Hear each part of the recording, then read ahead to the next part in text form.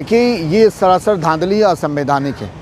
आपको मैं बता दूं कि कुशीनगर के जो हाटा जनपद में बार बार जो ये बातें चल रही है कि वो 29 डिसमिल पूरा ज़मीन है, वो लैंड जो 29 डिसमिल है, और उस ज़मीन को जो वहाँ पे कुछ ज़मीन को अदला बदली की गई है, कुछ ज़मीन को जो वहाँ पे जो है रजिस्ट्री के बाद से खारिज दाखिल कराई गई है।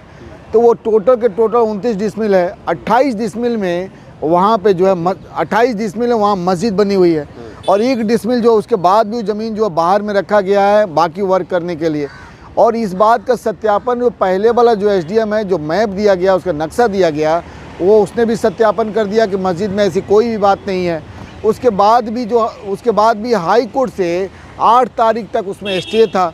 तो 8 तारीख जब स्टे है और आगे ये कार्रवाई अभी होनी है, हाई कोर्ट ने भी डायरेक्शन दे रखा है कि इसमें कोई कार्रवाई ना किया जाए। उसके बाद भी जो 9 तारीख को ऐसी कौन सी आफत पड़ी थी योगी गवर्नमेंट को, बाकी उसके प्रशासन को, कि वो जाती है एक मस्जिद बनी बनाई मस्जिद के उसके 3 पिलर को गिरा दिया जाता है, आगे के पोर्शन को गिरा दिया जाता है।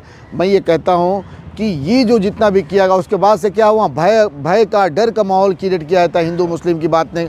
मैं कहता हूँ वहाँ डीएम कहाँ था वहाँ पे, मैं कहता हूँ एसपी वहाँ पे कहाँ था, मैं कहता हूँ कि नया जो एसडीएम को ट्रांसफ़र, पहले को ट्रांसफ़र करके नया एसडीएम को लाया, वो एसडीएम कहाँ थे, और वहाँ का जो चेयरमैन है, जो चेयरमैन चुना हुआ चेयरमैन है, लोगों को प्रतिनिधि, वो चेयरमैन कहाँ था, और सब वहाँ का चेयरमैन और बाकी जो लोग हैं उनके वजह से ये किया गया, केवल उस समाज में, उस एरिया में धर्म और जाति का जो है उन्माद फैलाने के लिए। मैं कहता हूँ सरकार क्यों बनती है? सरकार इसलिए बनती है कि लोगों को रोजगार दे सके।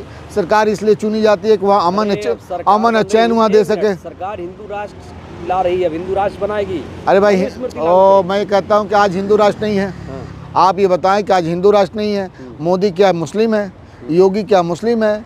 क्या ये अमित शाह क्या मुस्लिम है? जो पूरे ऊपर से नीचे तक कैबिनेट में एक भी मुस्लिम नहीं है, एक भी बाकी और समुदाय के लोग नहीं हैं। आप बता रहे हैं तो अब हिंदू नहीं है तो क्या हिंदू राष्ट्र? अब किस बात का हिंदू राष्ट्र कहते हो?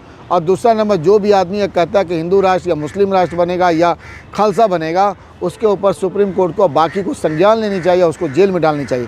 तो योगी गवर्नमेंट और उसके लोग जो है पूर्वांचल में जो उनका वोट टूट रहा है, और वो जो समाजवाद और कांग्रेस की तरफ जो मूव किया है, उसको फिर वो बैक लाने के लिए वहाँ पे हिंदू मुस्लिम के सिवाय उनके पास कुछ भी नहीं है, क्योंकि वहाँ के लोग अब रोजगार मांगने लगे हैं, वहाँ के लोग जो अब विकास मांगने लगे हैं, वहाँ एजुकेशन की बात कर रहे हैं। देखिए, बात क्या है कि अभी जो लोग जो है हाई कोर्ट गए हैं फिर से, और उसमें सेम कोर्ट में वो मिसलेनियस एप्लीकेशन लगेगा, सीएम लगेगा, और उसके बाद से देखना आप हाई कोर्ट फिर से आदेश देगी, और देने के बाद से जो कंस्ट्रक्शन को तोड़ा गया है उसको फिर से निर्माण करने का आदेश देगी, और जितने अधिकारी ने बाकी ने तोड़ा उनको देखिएगा निलंबित किया जाएगा और उनको दंडित किया जाएगा, और साथ साथ पेनल्टी भी उनके ऊपर लगेगा। आपको मालूम है अभी सुप्रीम कोर्ट ने जो आपको भोपाल के कांड में जो घर तोड़ा गया था, और उसके साथ साथ यूपी के कांड में जो घर तोड़ा गया था बहराइच वाले में, 20 लाख रुपये तक का पेनल्टी लगाई थी, और कही थी कि सरकार उस पर जो है नोटिस भेजे, उसको संज्ञान में ले, और उसके बाद से फिर उसको तोड़े। कोर्ट में कटघरे में क्यों नहीं खड़ा किया जा रहा है? किसको?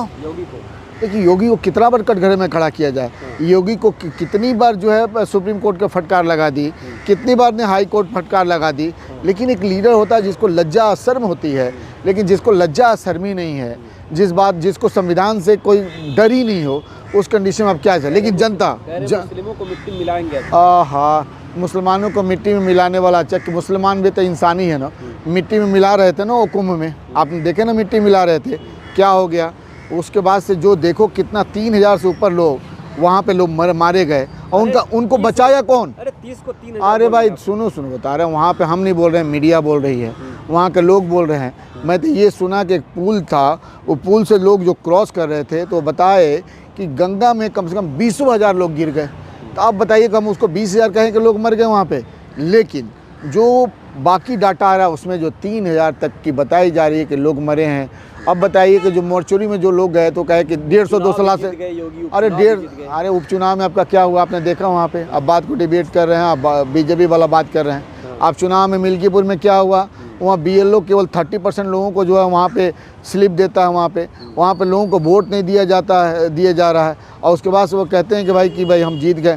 वहाँ जीत नहीं हुई है, ये संविधान का उसकी धज्जियाँ उड़ाई गई है, उसकी चीरहरण हुई है डेमोक्रेसी का, और आने वाला समय ये मोमोक्रेसी का रूप जो धारण करते जा रहा है, जनता इसका जवाब देगी और इनको उखाड़ कर फेंकेगी। ये जो बार बार मस्जिदों पे बुलडोजर चल रहा है, सुप्रीम कोर्ट को क्या करना चाहिए सर? देखिए, सुप्रीम कोर्ट इससे संज्ञान ले चुकी है। सुप्रीम कोर्ट ने अपना जजमेंट पास कर चुकी है कि भाई अगर ऐसा होता है उसके ऊपर पेनाल्टी लगाई जाए, उसको दंडित किया जाए, उसको सज़ा दिया जाए।